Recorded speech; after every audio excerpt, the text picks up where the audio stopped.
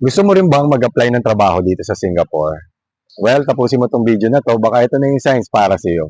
Well, kung bago ka nga lang pala dito sa channel ko, ako nga pala si Eric Ereño, founder ng Project Courage, and alayunin ko na makatulong sa kapwa breadwinner ko kahit saan man panig ng mundo. Kaya halika, simula na tayo. So disclaimer lang po, lahat ng babanggit mong website and apps, hindi po ako affiliated dito or hindi po ito sponsored video. So lahat po nang isi-share ko dito is based on my own experience to how to apply here in Singapore.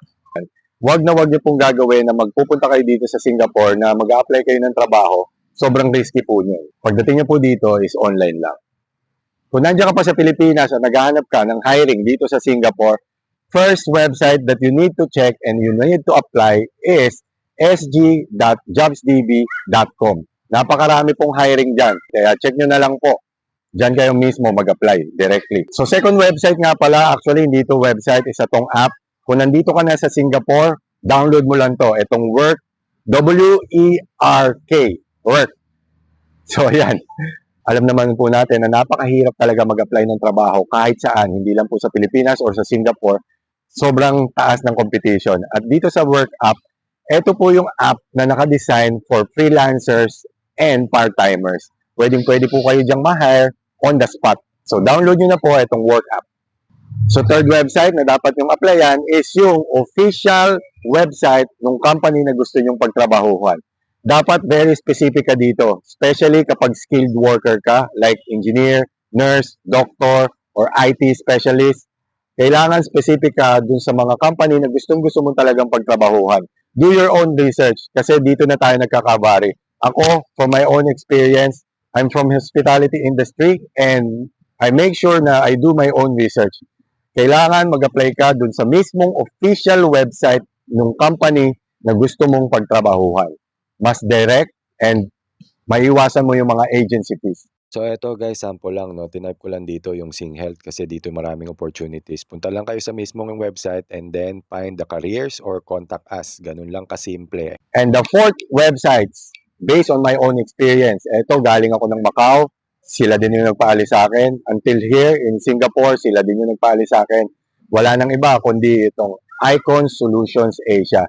Yan, download nyo lang or visit nyo lang yung websites nila. Makikita nyo na rin din, hindi lang po dito yan sa Macau or sa Singapore. Marami silang dinideploy na mga overseas Filipino workers sa iba't ibang panig ng mundo. Meron din sila sa Qatar, meron din sila sa US, meron din sila sa Australia. Napakarami po nilang opening, hindi lang po yan dito sa Singapore. Diyan po ako galing, legitimate na company po yan, legitimate na placement agency. Pero hindi ko po may papromise na libre yung placement fee nyo. Kasi kapag dyan po kayo nag-apply, for sure, syempre, they will charge you a placement fee, may processing po yan. So it really depends on what kind of background do you have or what kind of jobs you are applying to. So disclaimer lang po hindi po yan libre.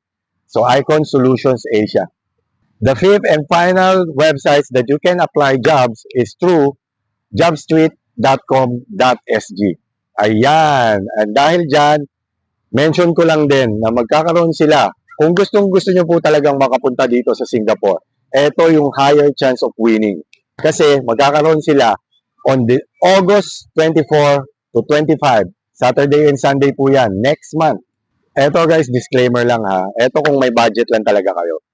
Kung gusto nyo pong mag-travel dito sa Singapore, well, itapat nyo na or i-timing nyo na kung gusto nyo talaga maghanap ng trabaho.